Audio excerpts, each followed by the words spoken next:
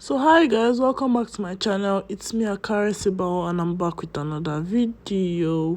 So today I'm going to be teaching you guys how to ventilate, how to make a 2x4 closure. And the first thing I'm going to be showing you that we need here is our hair. Then we need our net. For the net, I'm going to be using a Swiss lace in which I've already cut.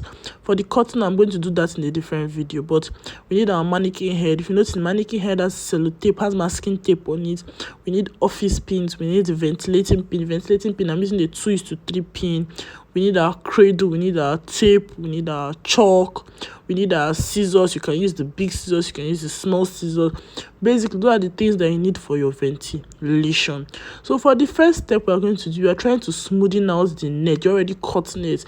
Mind you, you can buy this already cut net, but I just buy a big net and cut it. If you want a tutorial on that, you can let me know in the comment section. So the first thing you're going to be doing here is to pin the 4 cardinal points in an X manner, meaning you're going to be pinning 2 adjacent sides and 2 adjacent sides in an X manner. Then you can take your time and pin around the net. The benchmark to know that okay, it's well pinned is whether you can pinch it. If you can still pinch the net, then you know that okay, it's not well pinned and you still have to pin it further. It's always best to use office pin because office pin, first of all, is cheaper, and secondly, is smaller, so it's small enough to pierce into the pin with the net without giving it a lot of holes. So basically, what we are going to be doing here is to be marking the surface area. While I was cutting the net, I gave allowances all around the net for the hair. So basically, there's like a 0.5 inch allowance on 3 sides, the back, the 2 sides, while there's a 1 inch allowance in front. Mind you, the back is pinned at the top of the head, while the front is pinned under the head. So basically, what I'm trying to do here is to mark the surface area by which the closure will be ventilated upon, that separating the allowances from the main closure. For this whole marking and measurement, you can let me know in the comment section. I will explain it better in another video. But when you're done marking it, this is how the closure is supposed to look. What I'm marking there is my center pattern, which is like a 2x4, the 2 divided into 2. So the center pattern is at the middle. Then the next thing you're going to do is to prep your hair. You have to cut your hair as close to the weft as possible, because and you have to cut it little by little, because if you cut it too much, it's gonna waste. So cut it little. When you want to ventilate, cut more again. Then next thing you're going to do is to taking out the short hairs. See, the thing with these hairs is that they have a lot of short hairs, so you have to take them out, and a lot of short hairs basically. So a lot of hairs out of this is going to waste. You're going to see all those hairs that are not equal to the length of the rest of the hair. You're going to take all those hairs out. Then when you're done, because those hairs, if you ventilate them, they'll come out shorter than normal. And it's important to know that when you're ventilating, you're going to fold it in a way that you're going to lose 3 inches out of the hair. If you fold it into 2 equal parts, the length of the hair will halfen greatly, and people don't want that. So you just fold it in a way that the short strands can slip and it won't stand and become very annoying. So just fold it into by 3 inches, so you're losing 3 inches out of the main length of the hair. After folding it, you twist it and grip it firmly. Then you have to place your mannequin head on your cradle, make it as comfortable as possible. This cradle is used to prevent back pain. Okay, just a tiny bit explanation here. If you look at the net, you'll notice that the holes of the net are arranged in a vertical manner and not in a horizontal manner. And here we are trying to ventilate horizontally. So we're going to use a pattern called straight line pattern, where you're basically ventilating up, down, up, down, up, down. Yeah, it's actually quite far, but I think I was able to adjust the camera to get it closer for you to understand what I was trying to do there.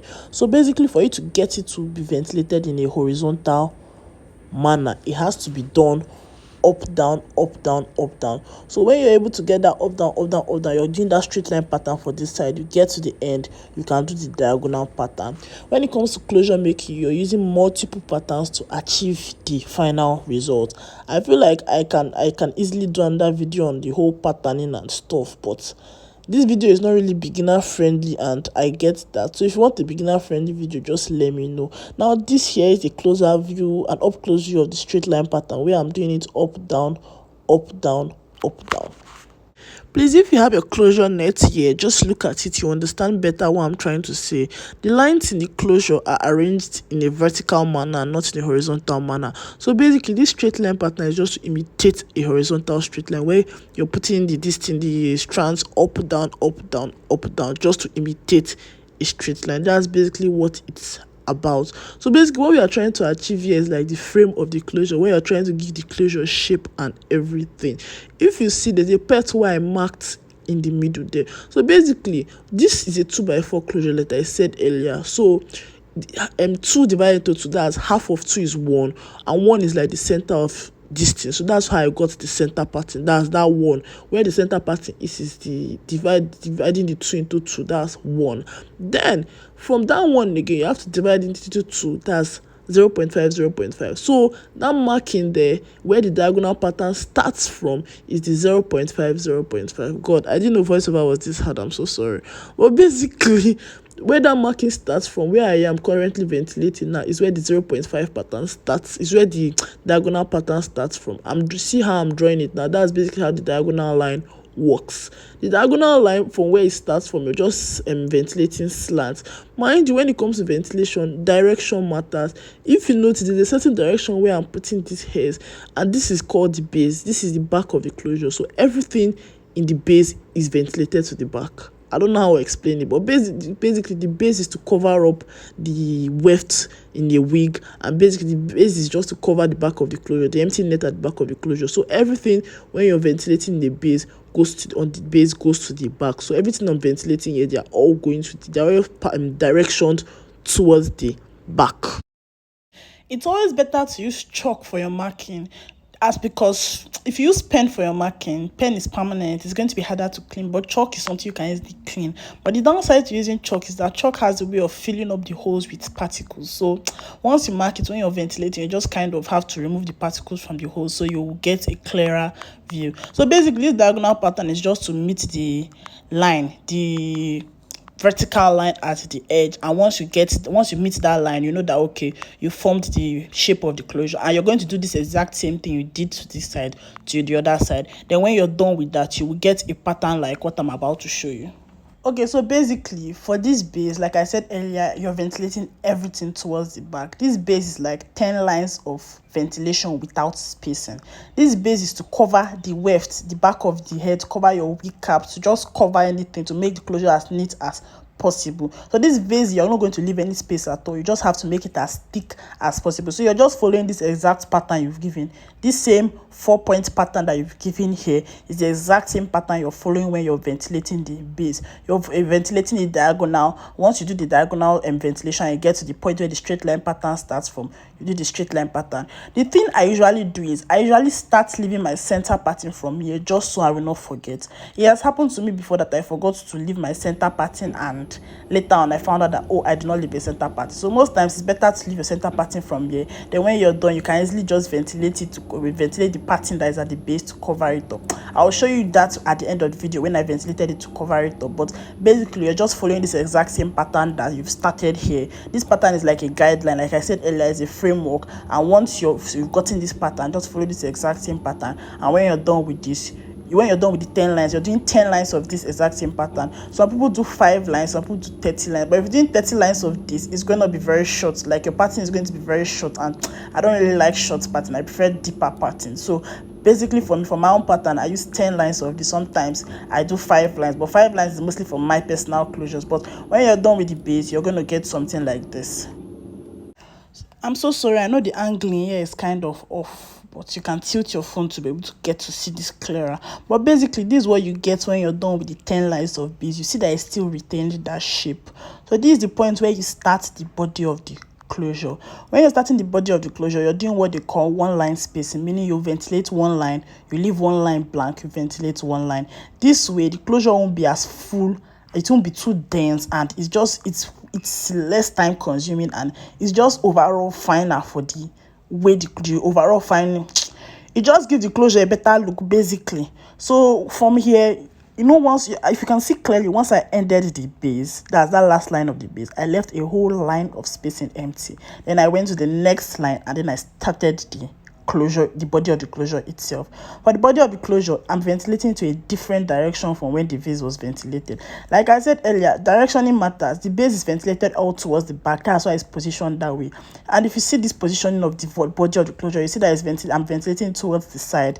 That is the position of this side of the closure. This is the body of the closure, and you know it's a center pattern closure, so the two sides are going 2 different directions. Have that in mind when ventilating. So basically, once you start the body of the closure, it's going to continue, it's going to meet up to the base until it finally gets to the center pattern. What do I mean? I seen that once I'm done ventilating this, it won't get to the center pattern itself. It won't get to the middle of the closure. It will just get to a point in the base and stop there. And then you continue ventilating. You get to a point in the base and you continue ventilating up until it gets to the center pattern. Then once it gets to the center pattern, you know that okay, you got to the middle of the this in the. Once it gets to the center pattern, you know that okay, the center pattern has started, and then you can start ventilating the closure in full. I'm so sorry I'm skipping a lot of parts of this video, but you get that the video can't be that long. This video is a 1 hour video that I had to cut this short. But basically, you're seeing that, okay, the one line spacing, it has gotten to the center pattern here.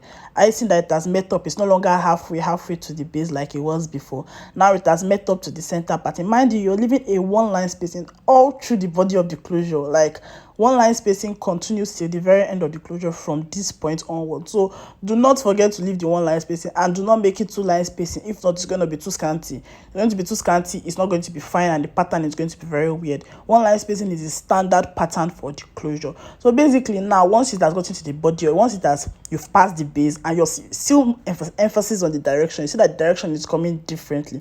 Once it has gotten to the body of the center part, then you know that okay, the body of the closure has started in full. Then this is the same pattern you're ventilating all through the closure.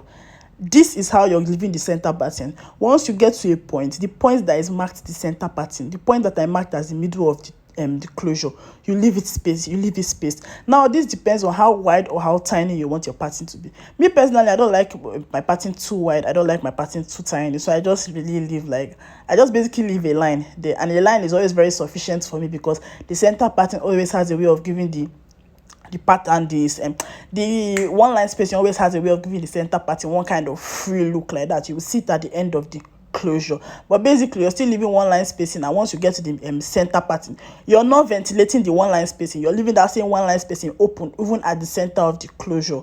You're still leaving that one line spacing, and once you get to the middle, place that is marked in the middle, you leave it blank.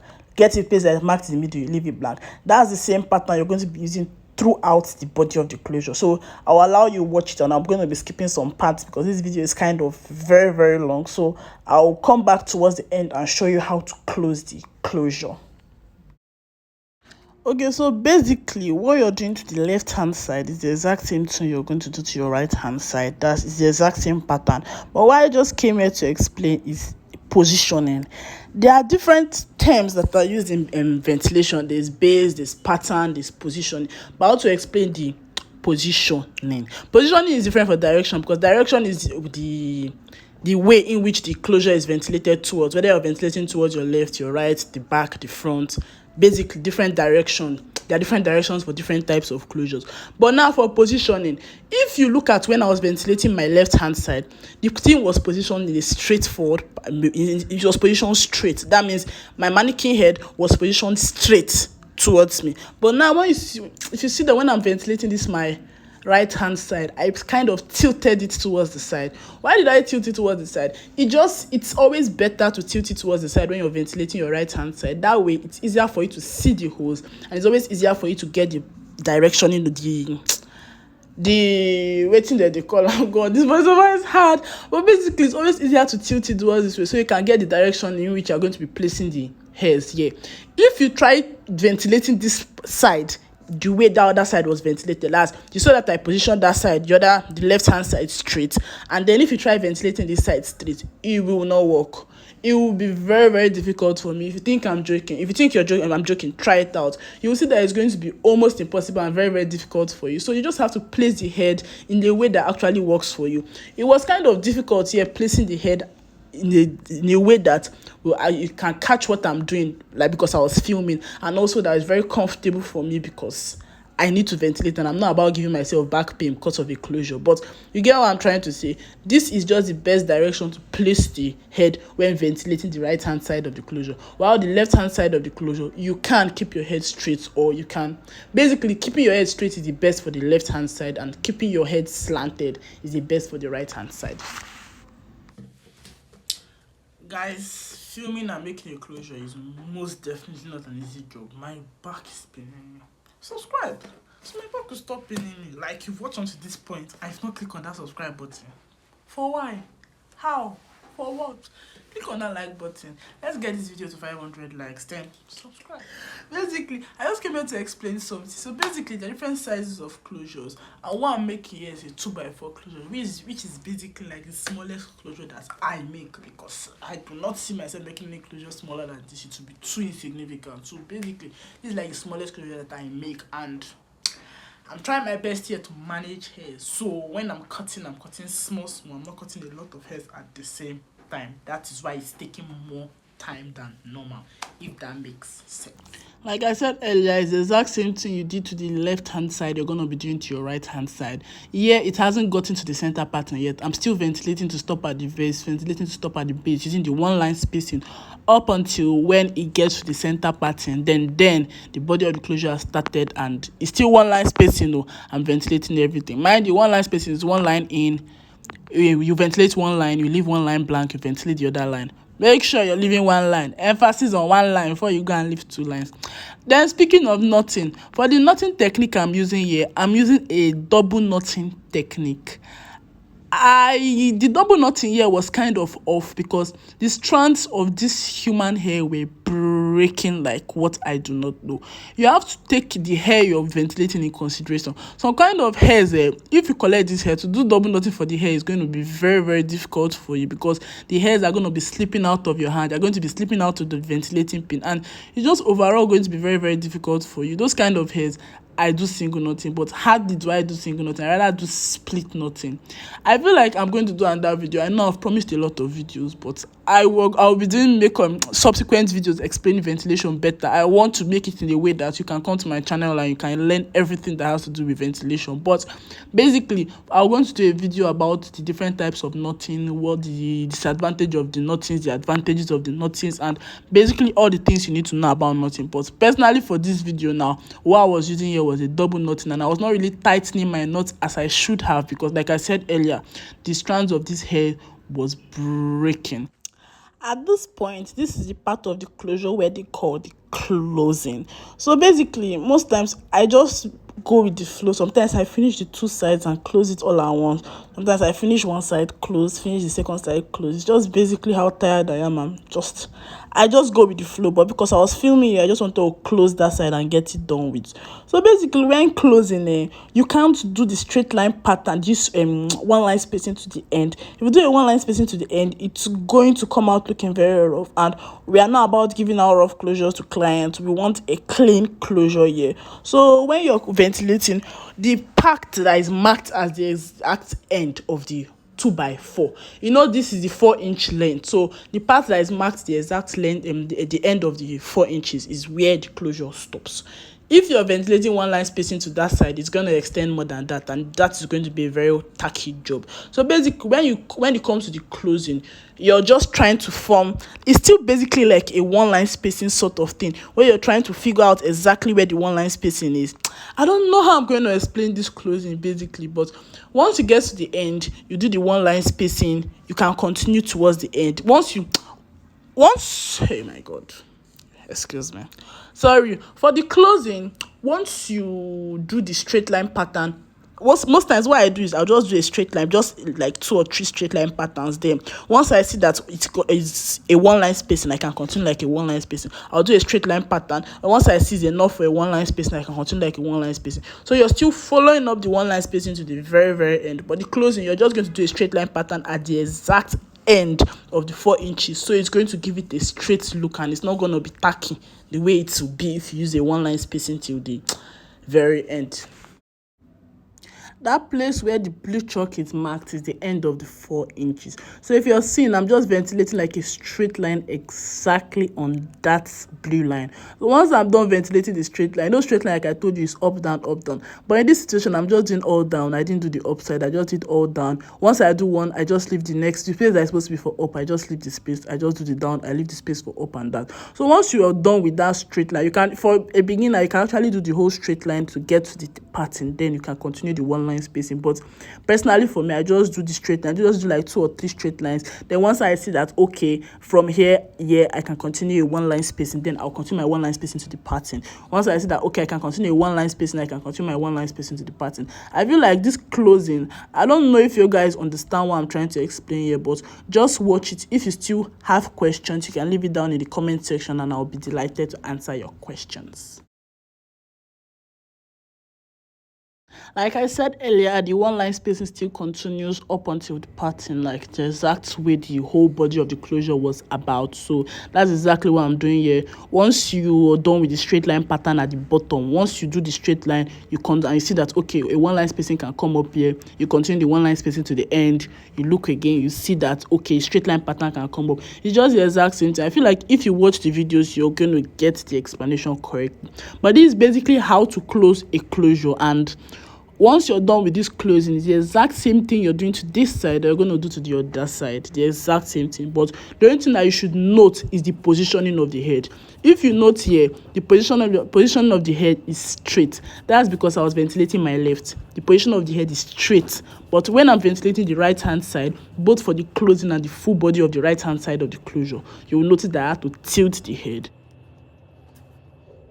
Okay, so guys, that is how I was able to make this closure. Are you seeing the weft that I left? Are you seeing that I cut it directly from the weft? So the final step basically is to close up the pattern. Like I told you earlier at the beginning of the video that I prefer leaving my pattern right from the base, just so I will not forget the center pattern.